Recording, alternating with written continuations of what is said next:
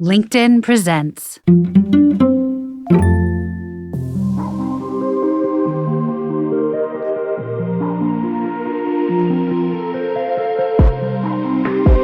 This is the Forbes Books Podcast, conversations with remarkable individuals who are impacting the world of business and beyond. Hola, I'm Joe Pardavila, and today we're talking about the power of gaming, AI, education, and workforce development with Naomi Thomas and Khiry Kemp from Stemuli, a Black and women-owned company that connects students to meaningful career development experiences and showcases their achievements to the marketplace. Naomi is head of digital, but was previously the founder of Infinity Careers, while Khiry is head of operations, and before Stemuli was the co-founder of Opti. We're going to talk about how they joined forces when they realized they shared a common vision and mission to empower students from underserved communities with the tools they need to thrive in a technologically advanced workforce. Naomi, welcome to the podcast. Hi, happy to be here. Thanks for having me. And Khiry, thanks for being here. Hey, glad to be here. Thanks for having me. All right, so I have to start with Naomi. As I was getting ready for this pod, I'm reading up on you guys. And I want to say, first and foremost, you guys are almost like the Avengers, how you've all joined forces to create Stemuli. And we're going to get to how that happened. But I want to go way back to you being a 6-year-old and building your first computer. Now, Naomi, full disclosure, at 6 years old, I was probably eating things I probably shouldn't have. How did you come up with building a computer at 6 years old? Yeah, so it was all due to my parents' guidance and helping me explore different career pathways that align with my interests. At an early age, I was playing with computers more than I was playing with my Barbie dolls and Bratz dolls. My mom is an anesthesiologist, so she studied in the STEM fields, and my dad studied computer science, and all of our computer parts were handmade and crafted in the house. So I was just always, just a sponge to my dad building computers until it was finally time for me to have my own. And so it was an amazing opportunity to dive into computer science and just getting my feet wet. And I spent my middle and high school years studying computer science at institutes at UC Berkeley and UVA, working with Google for a year in college. And so I've been, interested in tech and, in the entire STEM industry just straight out the womb, it seems like. Awesome. That's great. So, Khiry, what were you doing at 6 years old? Were you building anything? Probably the same thing you were doing at 6. Definitely not building computers at that time. So we know how Naomi fell in love with STEM. How did it come to you, Khiry? So for me, I think that my love wasn't really for STEM. I mean, and growing up, one thing is, when I was a teenager, I was singing R&B. I had no idea that I'd be in tech or business at all, And so it was really just through some sort of early life experiences and exposure that I kind of found myself this way. I can go as deep as you want or kind of keep it at that level. But yeah, long story short, I thought I was destined for a music career in my teenage years. I'm curious about with the aha moment that happened there, because it sounds like you were pretty focused in on a musical career. But was there a one, and again, I like to make the comparison to comic book and comic book movies, but did you have sort of that Peter Parker bit by a spider or Naomi building a computer at 6 years old story that happened to you that kind of fueled you? So I think that's probably why we balance each other out in the way that we do. My story isn't as magical in terms of the aha moment. It was more just out of, wanting to give back and help students who grew up where I grew up and provide something practical that could be, what I wish I had at that age, to be that sort of resource to guide them to a great career. So it was more just like, all right, well, there's a big problem here. Sounds like I might be able to learn how to code and solve it. So that was how I approached it. Awesome. And I call that, Khiry, the entrepreneur's conundrum. Find a problem, fix a problem. So let's start, Naomi, with your company, because it's a great story. Like I mentioned, it's kind of Avengers Assemble, 3 companies kind of join forces. Naomi, let's start with you in terms of what company you were working with, what problem you were trying to solve, and then how it ended up merging with Stemuli. Yeah, so my company that I founded was called Infinity Careers, and basically we helped learners match their passions and interests to career pathways through this AI chat experience. And my passion for starting this company pretty much derived from when I was at those computer science institutes at UC Berkeley and in Silicon Valley in high school and then going on company tours at these tech companies and really just mesmerized by the tech industry and how, they really focus on the employee experience. You didn't have to wear suits and ties. There was free food everywhere, bowling alleys at the Google campus. But at the same time, I was simultaneously just disappointed with the overwhelming lack of representation of women, minorities on campus. And I was just very mission driven to come back to my peers and get them interested in tech and really understanding that there are a lot of different tech opportunities that you don't necessarily need to code. You can be, non-technical in tech careers. And there's a lot of tech opportunities within companies that people are already consumers of, or they may not know that there is a huge tech engine that powers, even their favorite industries. So matching learners to industries or tech opportunities within the industries that they know and love, like fashion, beauty, music, sports. If you don't make it to the league as an NBA player, you can work for your favorite NBA team as a data analyst, or you can work for Nike as a software engineer. A lot of people don't know that Nike is actually a tech company and they hire more software engineers than any other role. I was really passionate about helping people identify those career pathways that are often overlooked. And we match learners to that through this AI-powered chat experience. And then we helped learners learn through the curriculum of those jobs by turning brands into universities. What we did is we extracted real job description skills from the jobs that we're matching them to. And we partnered with Coursera, LinkedIn Learning, and Skillshare and built curriculum around that. So you can have more of a North Star. You're not just navigating the tech industry blindly. And, you have a little bit more guidance and more, you're saving a lot of time and money as you're, pursuing that journey. So that was pretty much where the passion stemmed for. And then we wanted to create more of an engaging and innovative experience because we need as many people in this industry. As you know, tech is advancing at crazy speed. So I was excited to really dive into that.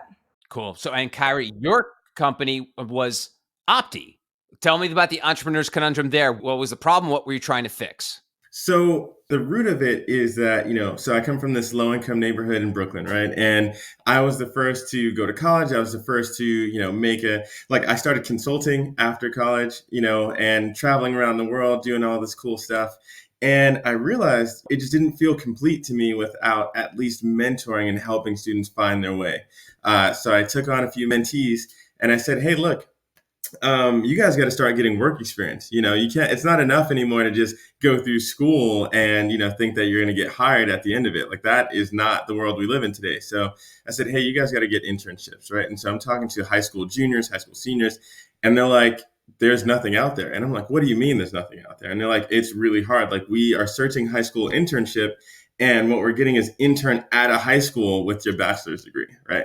And so just complete sort of void there. And so I said, well, you know what? Problem discovery, nothing exists there. Let me try to, pull together a website that can be a directory of saying, hey, come to this website and it'll show you all of the internships that are available. And then as we got deeper in that space, we said, hey, it's not enough to just show that sort of discovery piece of what internships exist. Then let's actually start, offering some basic training, like here's how you put your resume together. Here's how you prepare for interviews. Here's how you set yourself up to be selected for that interview in the first place. So that's what we built. And overall, what it turned into being is a platform where we took students from learning to interning and, working with high school students around the country. So that's the Opti story. Wow. And so I see a sort of common thread happening here, Naomi. And so take me to that fateful day at the Jobs for the Future incubator, where the third leg of this stool came together, that brought you guys all together, Naomi. Yeah, so we were involved in the Jobs for the Future Entrepreneur in Residence program for 6 months. And it really was an incredible group of people that they brought together that were centered around innovating within career navigation and using technology to do so. Taylor Shead, who's the founder of Stemuli, Khiry and we would meet on weekends to really figure out how we could support each other and pour into each other, find partnership, collaboration opportunities, really hone in on what things we were challenges we were facing, how we can help people get more money and users and all of that. And they had a couple conversations where they were talking about, merging their companies. And I was at a point where I was getting ready to raise my first round of funding. And in the education industry, it's one of those industries where there's not as much innovation going on as other industries. And we felt like what we were doing was so innovative that it was just better to do it together. And Taylor saw and identified, us and our strengths and felt like, okay, why don't we just all merge all of our strengths together and tackle this huge industry and this huge problem together. As founders, we can see the vision. We, are the best type of employees because we roll up our sleeves and we're up at 3 a.m., getting stuff done. It just felt like the perfect fit. And we all had so much, synergies just with vision, just chemistry. And so it just was a no-brainer. Taylor is a true visionary, right? She's someone who's very bold. She's fearless. She goes after what she wants. And I think that, her vision of being able to provide this sort of transformation in the education space, right? Doing what we're doing, but in a really engaging sort of game-based environment, right? It just made too much sense for us to sort of incorporate what we were doing and sort of create this megazoid, right? where we join forces and still go after the same mission and say, hey, we're transforming education, we're making it cool, we're making learning fun, and we're providing all of the essential information that students need today. To prepare for the jobs that are not even around yet that are going to be, servicing in the next couple of years. It's really cutting edge stuff, and that opportunity. Shout out to Taylor for seeing that sort of combination and how it could work together. And here we are today. Cool. And Naomi referenced that when with her company, she was thinking about going into the next fundraise. Where were you in your entrepreneurial journey with Opti in terms of when you got into that incubator? Was merging with a company, was selling, what were you going into that incubator with thinking about? What were you focused in when you were joined by all these other talented people who had other companies as well? Did you even think of a double merger? Was it even possible? Not at all. I think that, we had joined. So, we had worked with districts around the country. We were doing some work with Dallas, with Durham, with some local districts here in California. Santa Ana was one of our first early partners, right? So we had a lot of traction, and we had a partnership with Johnson & Johnson as well. And, you can't be in the workforce development space for more than 2 seconds without hearing about jobs for the future. And so when we learned about their entrepreneur in residence program, it was more like, how can we work with this massive nonprofit organization to have more reach to executives, to companies that want to support the work that we're doing and receive a little bit of guidance, about things that we don't know about, ways that we can be more effective in working through this. So they put a couple companies together that were working on similar things, and then the magic just started to unfold as we started to just work together week over week and help each other through our own individual company problems. And we said, hey, let's just do this in a more permanent way. I've been an entrepreneur for over 10 years now. I've never worked for anyone outside of internships in college. And this is the first time I've been an employee of a company. I had a digital marketing agency that I ran for 4 years prior to starting my startup.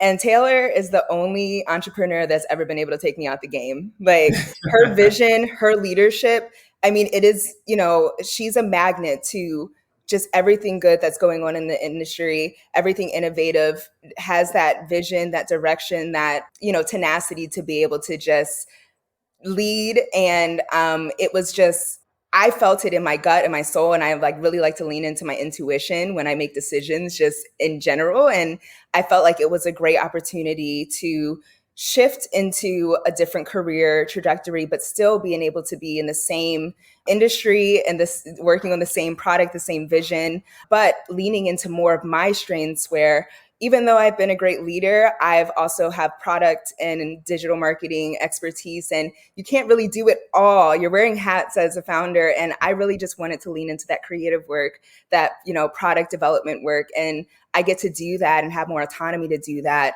with more bandwidth to be able to do that instead of, wearing all the hats. As everyone knows, as a founder, it's just very draining. And so now I feel a lot better where I can really add more and influence and impact this industry at a lot greater speed than it would be if I was just trying to do everything on my own. Khiry, I noticed earlier you were talking about, you talk about making education cool. And if you look up Stemuli, the first line that says you guys call it a gaming company. Yeah. I'm assuming that's pretty intentional, but why? Why was that so important to go almost not even mention anything about education or job placement or anything like that, like gaming company? Why was that such a big part of the elevator pitch I think that's a great question, Joe. I think that, when we look at games today, right, you look at the just incredible effect that's happening around Fortnite, right? You look at the following, you look at all of the people participating and playing and having fun. And then you also have this subset of people that watch videos of other people playing and having fun, right? It's just multiple degrees of engagement where, and it's not about complexity, because Candy Crush is an amazing game too that keeps people locked in as well. When you look at what that means from an engagement standpoint, it's really that learning should be fun. In a lot of ways, to maximize engagement, you need students to want to come back. You want learners to say, hey, I'm going to open this on my own instead of being forced to do it from a teacher or to, meet school curriculum. So to really put the game at the forefront of what we're doing is saying we're creating this environment where it's maximizing engagement. And instead of it being just about, earning points that can be used to do something that won't necessarily benefit you later in life, it's trying to streamline all of it so that you're just boosting your skills the whole time. Right. And there's like zero waste from the experience, where it's all going to making you more career ready and lining you up for a better job in the future. And Naomi, that sounds like that is the needle you're trying to thread. The educate while also entertain. That's something that Sesame Street mastered back in the day. But Right. how do you thread that needle with Stemuli? Right. And it's really all about meeting students where they're at, meeting the learners where they're at. And when you're thinking about the gaming industry and you think about roadblocks, like what is keeping them engaged? And learning should not be, dreadful. Like learning is part of life. We're learning throughout our entire career pathways. Like that's just education is the most important piece of our entire like life that we live. And it's so important that learners aren't looking at school as something that is just a chore or just a task, and that they're excited about it. So at Stemuli, we're making learning and education exciting. And we're doing that through the metaverse and building this within a game and creating a powerful engine that is measured by data, making that personalized learning experience and not the factory style, approach of education that is right now, where students are learning in groups and everyone's learning the same material at the same time. And if they're moving to the next lesson and the next lesson all at one pace, when others are getting left behind if they're not able to master it. And so what Stemuli does is we have this navigator system that really helps track all of the learners and their own personalized skill levels and their own personalized learning style, to recommend content based on their skill mastery and their competency levels.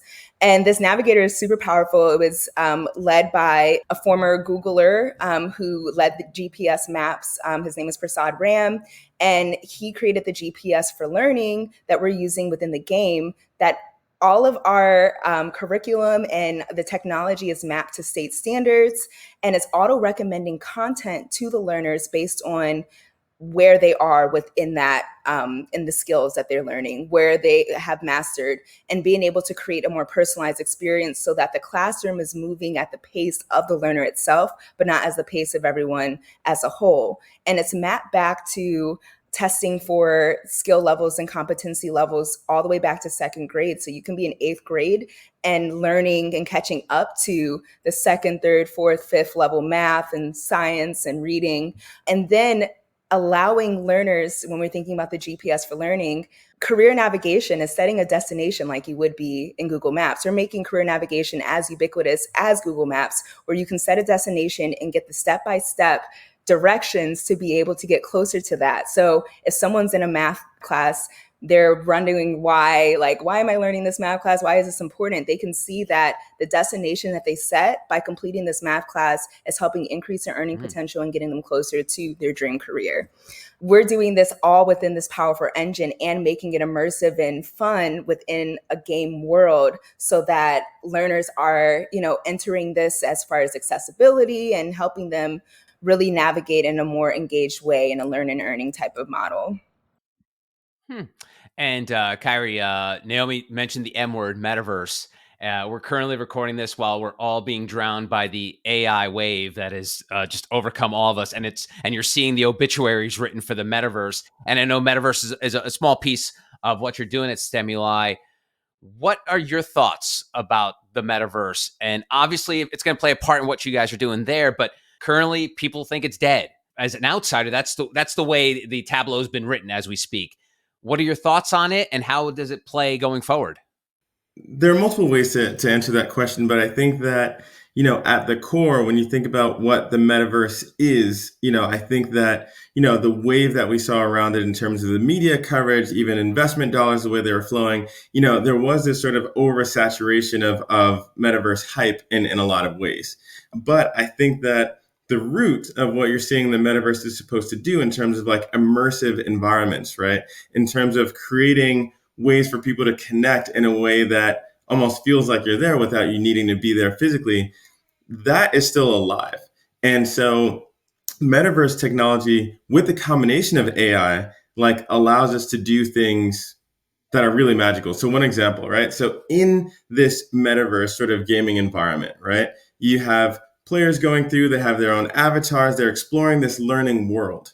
Let's say there's an avatar, right? Like an NPC sort of avatar, and they can walk up to that person and have a dialogue. And now that person actually has like a sort of counselor in the game where in real life you can only have that counselor maybe during your lunch break if you're in high school and you have to make that decision to not eat to go speak to a counselor that day. Maybe in this game it really creates that opportunity where it's just expanding access and equity like never before.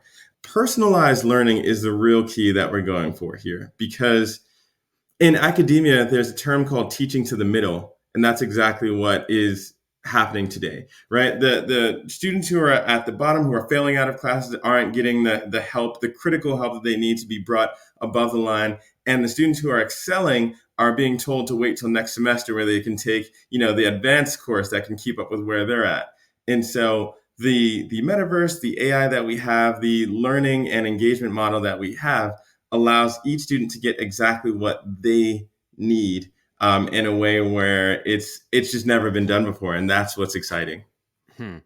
Any thoughts on metaverse?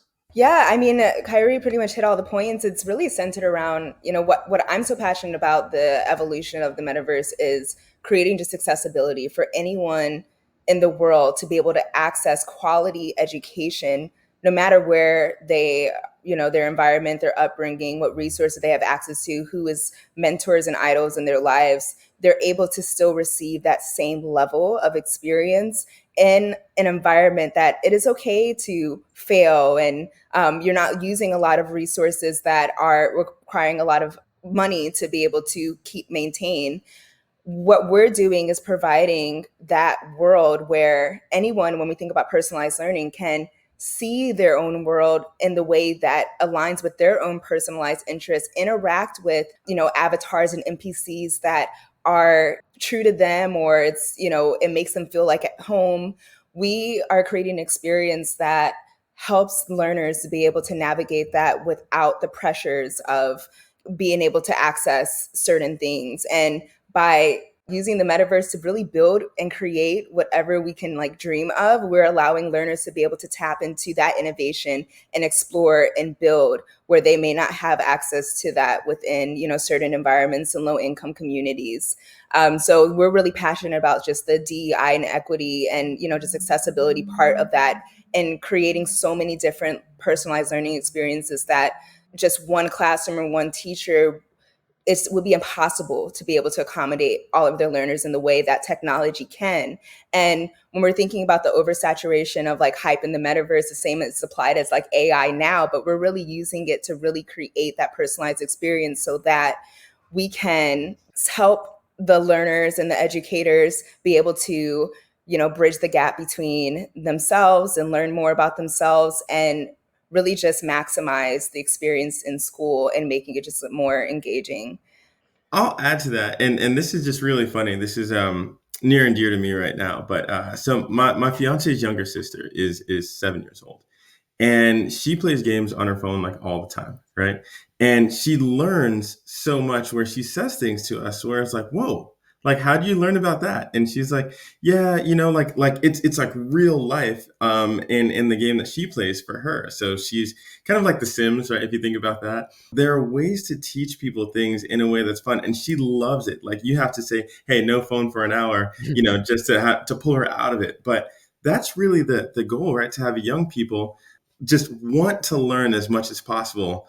And when you do it in a way that's just old school and traditional, and it's like printouts and paper and all this stuff, and it makes it so that it is a chore. It's something that they don't want to do, and they want to escape it and then play games for fun. So if you can merge the two, where you don't want to withdraw from it and you're just maximizing your learning in an engagement way, like that's what gaming and the metaverse approach allows us to do. Awesome. And how does, just on the ground, how does Stemuli work with students? Like, do they log on to a computer at school? Is it tablets? How do you directly interact with these students, Khiry?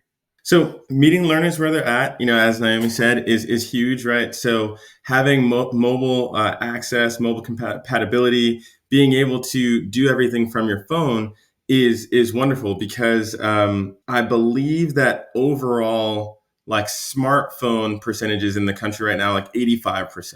Right. So everyone's got a smartphone where they can use it. Kids are all about their phones, whether it's Instagram or any of these apps. So being able to put a powerful learning system in their pockets was critical to us, right?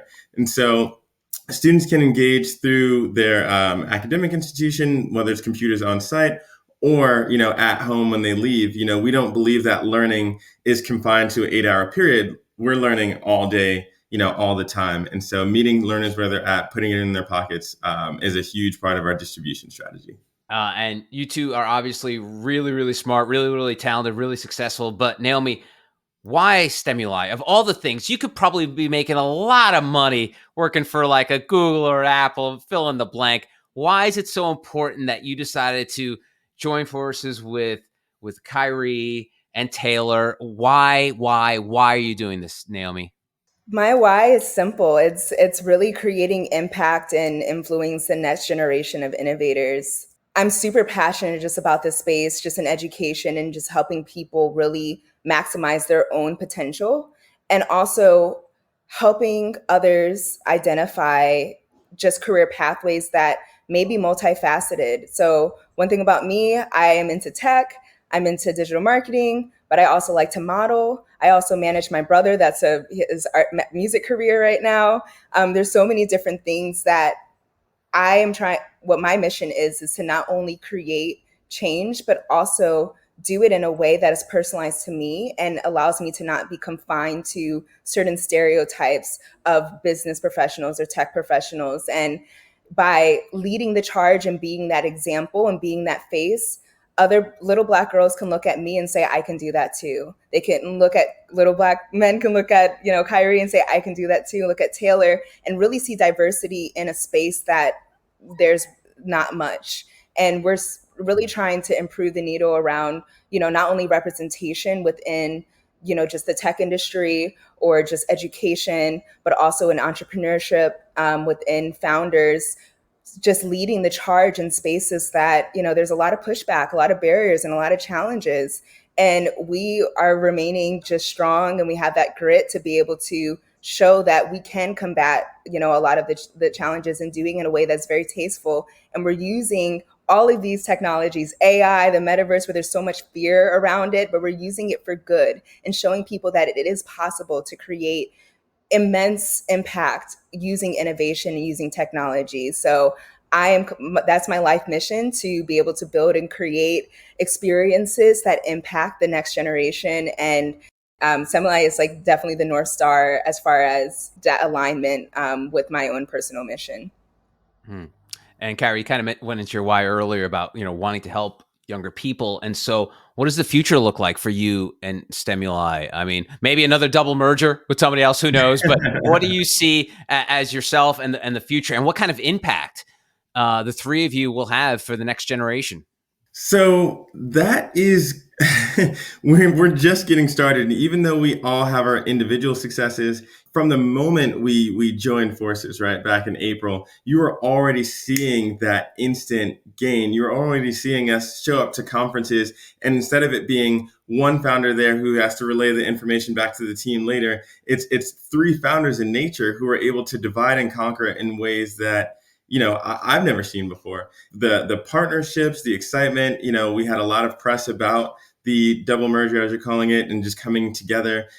So right now, we actually have a lot more inbound sort of requests of like, hey, can you work with us? Or we'd love to bring that to our students and we can handle right now. So that's the exciting part is step one, actually meeting all of the existing demand and being able to satisfy those customers, and making sure like everyone who wants to bring stimuli to their kids, to their learners is able to, right? Because we have the scalable team and technology to do that and grow the way the path is sort of outlined before us. And then it's being able to go beyond that, right? So my focus with Opti has been high school, and Naomi's focus has been adult learning. And so something that you'd see, from everyone on the team is that the real true north is being a K through career platform, being able to help students anywhere they are, whether they are in high school, whether they've graduated college, whether they're in between jobs as a 27-year-old, it's really being able to bring that personalized learning to everyone. And that's what excites us the most. Awesome. It's inspirational stuff. That's Naomi Thomas, head of digital, and Khiry Kemp, head of operations at Stemuli. Naomi, thanks so much for the time. Thank you for sharing your story. Thank you. This was lovely. And Khiry, great to see you, and good luck in the future. It sounds like you're going to be all right, Khiry. I think so, Joe. I think so. And that will do it for another episode of the Forbes Books Podcast. Don't forget to hit subscribe. That way you get new episodes as soon as they're available. And if you have a moment to spare, I would greatly appreciate it if you could leave a review, which would help other exceptional entrepreneurs like you discover the show.